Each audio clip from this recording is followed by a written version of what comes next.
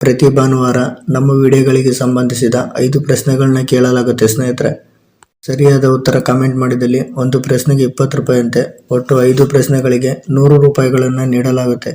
ಉತ್ತರ ಕಮೆಂಟ್ ಮಾಡುವುದಕ್ಕೆ 1 ಗಂಟೆಗಳ ಕಾಲಾವಕಾಶ ನೀಡಲಾಗಿರುತ್ತೆ. ಸರಿಯಾದ ಉತ್ತರ ಜೊತೆ ಫೋನ್ಪೇ ನಂಬರ್ ಕಮೆಂಟ್ ಮಾಡಿ ಅಂತ ಹೇಳ್ತಾ ಬನ್ನಿ ವಿಡಿಯೋ ಶುರು ಮಾಡೋಣ. ವಿಡಿಯೋ ನೋಡ್ತಾ ಇರೋ ತಮ್ಮೆಲ್ಲರಿಗೂ ಪ್ರೀತಿಯ ಸ್ವಾಗತ. ಈ ಕಥೆನ ನನ್ನ ಫ್ರೆಂಡ್ ಒಬ್ಬ ನನಗೆ ಹೇಳಿದ್ದು. ಅವನ ಹೆಸರು ಮೋಹನ್ ಅಂತ. ಅವನ ಊರು ಬಂದು ಮೈಸೂರು. ಇವತ್ತು ಸಂಡೇ ಫ್ರೀ ಇರೋ ಕಾರಣ ಫ್ರೆಂಡ್ಸ್ಗಳ ಜೊತೆ ಮೂವಿ ಪಾರ್ಟಿಗೆ ಅಂತೆಲ್ಲ ಹೋಗಿ ಸುಸ್ತಾಗಿ ಬಂದು ಮನೇಲಿ ಮಲಗಿದ್ದ. ನಂತರ ಬೆಳಗ್ಗೆ ಹಬ್ಬಕ್ಕೆ ಅಂತ ಕೇರಳದಲ್ಲಿರೋ ತಂಗಿ ಮನೆಗೆ ಹೋಗಬೇಕಿತ್ತು. ಈ ಘಟನೆ ನಡೆದಿದ್ದು ಕೇರಳದಲ್ಲಿ. ಮತ್ತು ಕೇರಳ ಅಂದ ತಕ್ಷಣ ನನಗೆ ಸ್ವಲ್ಪ ಭಯ ಆಯಿತು. ಯಾಕಂದರೆ ಅತಿ ಭಯಂಕರವಾದ ಮಾಟ ಮಂತ್ರಗಳನ್ನು ಅಲ್ಲೇ ಮಾಡೋದು. ಮತ್ತೆ ಕೆಲವು ವರ್ಷಗಳ ಹಿಂದೆ ಮೋಹನ್ ತಂಗಿನ ಕೇರಳದಲ್ಲಿ ಮದುವೆ ಮಾಡಿಕೊಟ್ಟಿದ್ರು. ಮದುವೆ ಮಾಡಿಕೊಟ್ಟು 2 ವರ್ಷ ಆದರೂ ಕೂಡ ಮೋಹನ್ಗೆ ಕೆಲಸದ ಒತ್ತಡ ಜಾಸ್ತಿ ಇರೋದ್ರಿಂದ ತಂಗಿ ಮನೆಗೆ ಹೋಗಿರಲಿಲ್ಲ. ತಂಗಿ ಭಾವ ಕೂಡ ಮೋಹನ್ಗೆ ಪದೇ ಪದೇ ಫೋನ್ ಮಾಡ್ತಾನೆ ಇದ್ರು. ಯಾಕಂದರೆ ಕೇರಳದಲ್ಲಿ ಒಂದು ಫೇಮಸ್ ಹಬ್ಬನ ಮಾಡ್ತಾರೆ, ಅದು ಓಣಂ ಅಂತ. ಮೋಹನ್ ಹೇಗಾದ್ರೂ ಮಾಡಿ ಈ ಸಲ ಹಬ್ಬಕ್ಕೆ ಹೋಗ್ಲೇಬೇಕು ಅಂತ ನಿರ್ಧಾರ ಮಾಡಿ ಕಾರಲ್ಲಿ ಹೊರಡ್ತಾನೆ. ಮೋಹನ್ ಮನೆಯಿಂದ ರೆಡಿಯಾಗಿ ಹೊರಟಾಗ ಸಂಜೆ 6 ಗಂಟೆ. ಅಲ್ಲದೆ ಮೈಸೂರಿನಿಂದ ಕೇರಳಕ್ಕೆ ಒಬ್ಬನೇ ಜರ್ನಿ ಮಾಡಬೇಕಿತ್ತು, ಅದರಲ್ಲೂ ನೈಟ್ ಜರ್ನಿ. ಆದರೆ ಮೋಹನ್ಗೆ ಒಬ್ಬನೇ ಹೋಗ್ಬೇಕು ಅನ್ನೋ ಭಯ ಜೋರಾಗಿ ಇತ್ತು. ಸ್ವಲ್ಪ ದೂರ ಸಾಗಿದಂತೆಲ್ಲ ಪೂರ್ತಿ ಕತ್ತಲಾವರಿಸುತ್ತೆ. ಕಾರ್ನಲ್ಲಿ ಮೆಲ್ಲಗೆ ಮ್ಯೂಸಿಕ್ ಪ್ಲೇ ಆಗ್ತಾ ಇರೋದ್ರಿಂದ ಒಂದೇ ಸಮನೆ ಕಾರ್ ವೇಗವಾಗಿ ಸಾಗ್ತಾ ಇತ್ತು. ಮೋಹನ್ಗೆ ಹಾಗೆ ಹೋಗ್ತಾ ಸ್ವಲ್ಪ ದೂರದಲ್ಲಿ ಯಾವುದೋ ಒಂದು ಫ್ಯಾಮಿಲಿ ನಿಂತು ಹೋಗೋ ಬರೋರಿಗೆಲ್ಲ ಡ್ರಾಪ್ ಕೇಳೋ ಹಾಗೆ ಭಾಸವಾಗುತ್ತೆ. ಮೋಹನ್ಗೆ ಆಶ್ಚರ್ಯ ಆಗುತ್ತೆ. ಇಷ್ಟೊತ್ತಲ್ಲಿ ಯಾವ ಫ್ಯಾಮಿಲಿ ನಿಂತಿರ್ಬೋದು, ಏನಾಗಿರ್ಬೋದು ಅಂತ ಒಂದು ಕ್ಷಣ ಗಾಬರಿ ಆಗುತ್ತೆ. ಆ ಫ್ಯಾಮಿಲಿ ಹತ್ರ ಕಾರ್ ಬರ್ತಾ ಇದ್ದಾಗೆ ನಿಲ್ಲಿಸಿ ಅಂತ ಕೈ ಮಾಡ್ತಾರೆ. ಮೋಹನ್ ಅವರ ಹತ್ರ ಕಾರ್ ನಿಲ್ಲಿಸಿದಾಗ ಗೊತ್ತಾಗುತ್ತೆ ಅದು ಗಂಡ ಹೆಂಡತಿ ಮತ್ತೆ 2 ಮಕ್ಕಳು ನಿಂತಿದ್ದಾರೆ ಅಂತ. ನಂತರ ಆ ಫ್ಯಾಮಿಲಿ ಮುಖ್ಯಸ್ಥ ಮೋಹನ್ ಜೊತೆ ಮಾತಾಡೋಕೆ ಶುರು ಮಾಡ್ತಾನೆ.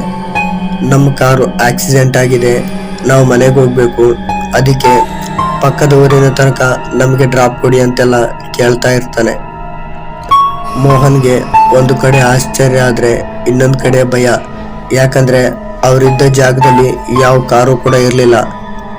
ಸಮಯ ಬೇರೆ ರಾತ್ರಿ 3 ಗಂಟೆ ಆಗಿತ್ತು.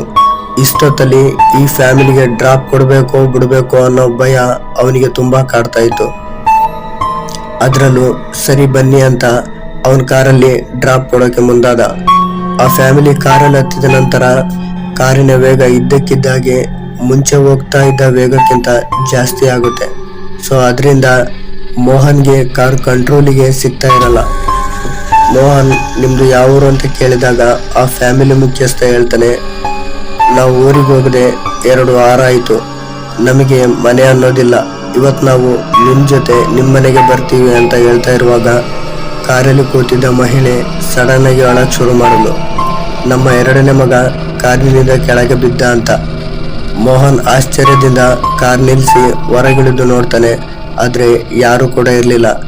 ಮತ್ತೆ ವಾಪಸ್ ಕಾರ್ ಹತ್ರ ಬಂದು ನೋಡಿದಾಗ ಅಷ್ಟೊತ್ತು ಕಾರಲ್ಲಿದ್ದ ಫ್ಯಾಮಿಲಿ ಮಾಯ ಆಗ್ಬಿಟ್ಟಿರುತ್ತೆ. ಆಗ ಮೋಹನ್ಗೆ ಗೊತ್ತಾಗುತ್ತೆ ಇಷ್ಟೊತ್ತು ನನ್ನ ಜೊತೆ ಇದ್ದಿದ್ದು ಮನುಷ್ಯರಲ್ಲ, ಅದು ದೆವ್ವಗಳು ಅಂತ. ಕೂಡಲೇ ಮೋಹನ್ ಗಾಬರಿಯಿಂದ ಕಾರ್ ಸ್ಟಾರ್ಟ್ ಮಾಡಿ ಮನೆ ಸೇರ್ಕೊಂಡ ಅನ್ನೋಷ್ಟರಲ್ಲಿ ಮನೆಯಲ್ಲಿ ಮಲಗಿದ್ದ ಮೋಹನ್ಗೆ ನಿದ್ರೆಯಿಂದ ಎಚ್ಚರ ಆಗುತ್ತೆ. ಯಾಕಂದ್ರೆ ಕೇರಳದಿಂದ ಮೋಹನ್ ತಂಗಿ ಮತ್ತೆ ಭಾವ ಫೋನ್ ಮಾಡ್ತಾ ಇದ್ರು, ನೀನು ಬರಬೇಕು ಅಂತ ಇರೋ ದಾರಿಲಿ ಇವತ್ತು ಒಂದು ಭೀಕರ ಆಕ್ಸಿಡೆಂಟ್ ಆಗಿದೆ, ಅದರಲ್ಲಿ 4 ಜನ ಫ್ಯಾಮಿಲಿ ಸತ್ತೋಗಿದ್ದಾರೆ, ನೀನು ಹುಷಾರಾಗಿ ಬಾ ಅಂತ. ಮೋಹನ್ ನಿಟ್ಟುಸಿರ್ಬಿಡ್ತಾ ಸರಿ ಅಂತ ಸುಮ್ಮನಾಗ್ತಾನೆ. ಅಂದ್ರೆ ಮೂವಿ ನೋಡಿ ಬಂದಿದ್ದ ಮೋಹನ್ಗೆ ಆ ಮೂವಿಯಲ್ಲಿ ಇದ್ದಂತ ಒಂದು ಆಕ್ಸಿಡೆಂಟ್ ಸೀನ್ ಅವನ ಮನಸ್ಸಲ್ಲಿ ಹಾಗೆ ಉಳ್ಕೊಂಡಿತ್ತು. ಮಲಗುವಾಗ ಅದೇ ಯೋಚನೆಯಲ್ಲಿ ಮಲಗಿದ್ದ. ಇದೇ ಕಾರಣಕ್ಕೆ ಮೋಹನ್ಗೆ ಈ ರೀತಿ ಕನಸು ಬಿದ್ದಿದ್ದು. ಮತ್ತೆ ಮೋಹನ್ ಕಂಡಂತ ಕನಸು ಕೇರಳದಲ್ಲಿ ನಿಜವಾಗ್ಲೂ ಆಕ್ಸಿಡೆಂಟ್ ಆಗಿತ್ತು. ಇದನ್ನ ಹೇಳ್ಬೇಕು ಅಂತಾನೆ ತಂಗಿ ಭಾವ ಫೋನ್ ಮಾಡಿ ನಿದ್ರೆಯಿಂದ ಮೋಹನ್ನ ಎಚ್ಚರಗೊಳಿಸಿದ್ದು. ಇದಿಷ್ಟು ಇವತ್ತಿನ ವಿಡಿಯೋ. ವಿಡಿಯೋ ಇಷ್ಟ ಆದರೆ ಪ್ಲೀಸ್ ದಯವಿಟ್ಟು ಸಬ್ಸ್ಕ್ರೈಬ್ ಮಾಡಿ. ಹಾಗೆ ಲೈಕ್, ಶೇರು, ಕಮೆಂಟ್ ಮಾಡ್ತೀರ ಅನ್ನೋ ಭರವಸೆಯಿಂದ ಬೇರೆ ಕತೆ ಜೊತೆ ಮತ್ತೆ ಸಿಗ್ತೀನಿ. Love you, take care, bye bye.